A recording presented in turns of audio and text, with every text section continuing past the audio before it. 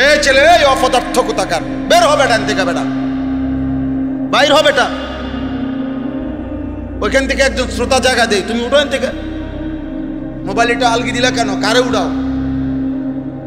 আবার ব্যাটকায়, বেওকুফ কোথাকার। এখন কেমন লাগলো? এখন যে ধমক শুনলা ভাল লাগছে নি? এখন আমি কি সুন্দর করে বলি নাই? কথা বলেন না কেন? বিষয়টা কি আমি বুঝাইয়া বলি নাই? তাইলে খামখেয়ালি মনে করছো? হ্যাঁ, সাবধান। আমি সোজা কথা, আমি সংখ্যা দিয়ে করব কি বাপ? আমি 15 বছর আগে, 20 বছর আগে 4 জন মানুষের সামনে বয়ান, 10 জন মানুষের সামনে বয়ান, এখন একেবারে পুরো আমার মনে আছে আলহামদুলিল্লাহ।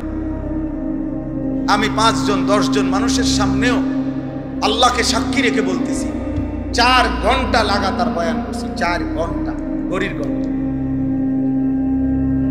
কোনো অসুবিধা নেই, এটা কোনো বিষয়ই না।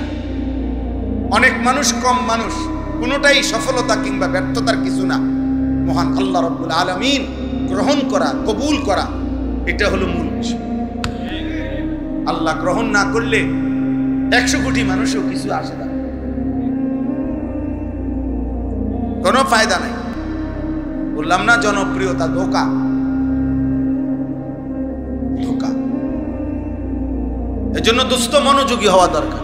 সাফ কথা, যত মানুষ আলহামদুলিল্লাহ মনোযোগী হয় আল্লাহর কথার প্রতি, মসজিদের ইমাম সাহেবের বয়ানের প্রতি, কোন উলামায়ে কেরামের কথার প্রতি, যেই লোকটাই চোখ দিয়া তাকাইয়া আন্তরিকভাবে মনোযোগ দিয়ে শুনে, ধীরে ধীরে তার জিন্দেগির পরিবর্তন হয়, জীবন বদল। ইমাম সাহেবের কথাতেই বদলাবে বেটা না। সারা দেশের জনপ্রিয় হুজুর হইতে হবে এটা কোনো জরুরি না। হেদায়েতের জন্য, আল্লাহর দয়া হওয়ার জন্য আপনার মসজিদের ইমাম সাহেবের বয়ানই যথেষ্ট। রাসূলুল্লাহ সাল্লাল্লাহু আলাইহি ওয়াসাল্লাম ইমামের জন্য খোদ নবী নিজে দোয়া করছেন, আল্লাহুম্মা রশিদিল আইম্মা, আল্লাহ ইমামকে আপনি সঠিক পথ দেখান, কারণ তার পিছনে অনুসরণকারী অনেক। একজন ইমামকে যদি আপনি জান্নাতের পথ, সঠিক পথ দেখান, তাহলে তার পিছনে তার অনুসারীরাও জান্নাতের পথ পেয়ে যায়। নবীজি দোয়া করছেন ইমামের জন্য। নবীজি ইমামের মর্যাদা তুলে ধরছেন, আল ইমামু দামিনুন, ইমাম জামিন। একজন ইমাম একটি মহল্লার জামিন।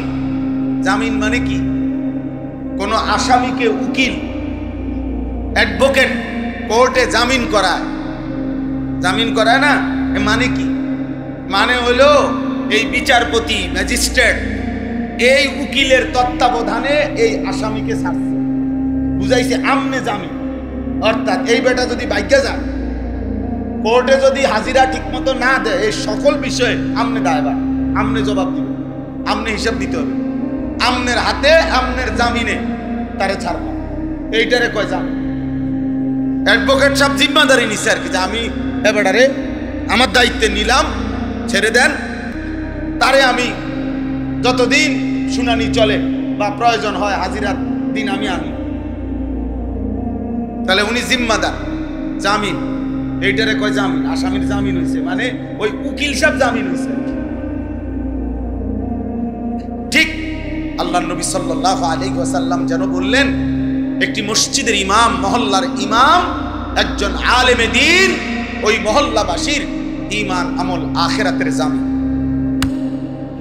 যেন বললেন যে আমি আপনাদের আখিরাত, পরকাল, ঈমান, আমল এর দায়িত্ব নিলাম, ইনশাআল্লাহ আমি আপনাদেরকে আখিরাতের রাস্তা, জান্নাতের রাস্তা সঠিকভাবে দেখাবো।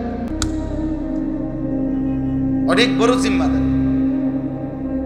ইন্নামা জুইলাল ইমামু লিউতাম্মা বিহি, নবী সাল্লাল্লাহু আলাইহি সাল্লাম বলেন, নিশ্চয় ইমামকে বানানো হয়েছে যেন মুসল্লিগণ, অনুসারীগণ তাকে অনুসরণ করে, এই জন্য অনুসরণ করে। এবং এখান থেকে শ্রদ্ধেয় উলামায়ে কেরাম যারা আইম্মায়ে হাজরাত, আপনাদেরও জিম্মাদারি, আপনারা এই পরিমাণ নিজের ঈমান আমলের দিকে, চলাফেরার দিকে আমিও আপনিও নজর রাখবেন, যেহেতু আমাদের দিকে মানুষ তাকিয়ে থাকে, আমাদের থেকেই মানুষ শিখতে থাকে। আজকে একজন আলেমে দ্বীন, আমি মুত্তাকি আল্লাহওয়ালা একজন আলেম, আমাদের সুদর্ণপুর মাদ্রাসায় আমার শায়েখ আরিফ বিল্লাহ হাকিমুন নফস আল্লামা মুফতি মুশতাকুন নবী কাসিমি হযরত দামাত বারাকাতুহুমের ইসলাহি মজলিস, আজকে আমি সেখান থেকে আসছি। তো ওইখানে আসরের নামাজের পরে মিম্বরের সামনে অনেক তো সব সাথী বসা, আমিও বসা, একজন আল্লাহওয়ালা আলেমে দ্বীন। তো উনি পানি খাইতে চাইছে, কারণ পানির কোনো গ্লাস নাই, তো 2 লিটারের পানির বোতল আছে, বড় বোতল, ওই যে ফ্রেশ বা মাম পানির বোতল আছে। একজন ওইটা ওনার হাতে আগায় দিছে, কিন্তু উনি ওটার থেকে পানি এমনি খাচ্ছে না, বলছে না গ্লাস কষ্ট করে আইনে দেন। তাই বললাম কষ্ট করে খান। তার উনি একটা সুন্দর আমারে সবক দিছে, না আমি এমনি এই পুরা বোতল থেকে এমনি পানি খাইলে এই মানুষগুলো সব দেখবে, আর এটা তাদের জন্য উত্তম মেসেজ হবে, সুন্দর আখলাক হবে, পানি খাওয়ার সুন্নত তরিকা হবে। আমার খুব আশ্চর্য লাগে, মৌলানা সাহেব কি পরিমাণ নজর রাখছে। ছোট্ট হোক বিষয়টা, কিন্তু এটা সবক কিনা। এজন্য